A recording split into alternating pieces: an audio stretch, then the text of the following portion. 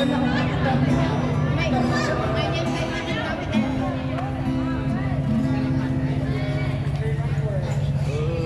khắp ơi có trang video đâm cười tốt ra lại mặt buông câu ra này có phim mà khắp ơi có ý chuông câu đâm vỡ biết câu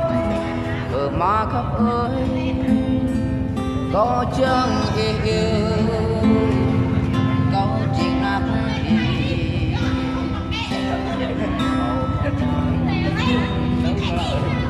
yêu câu nào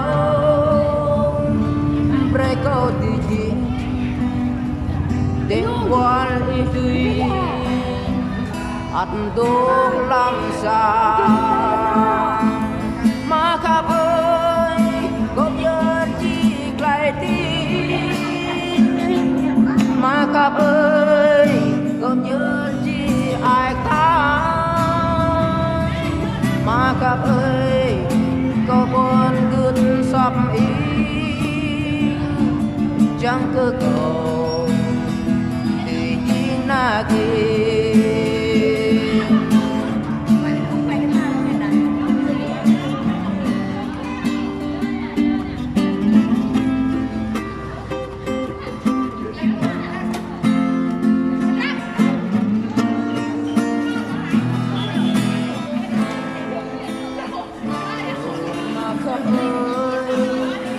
câu chẳng yêu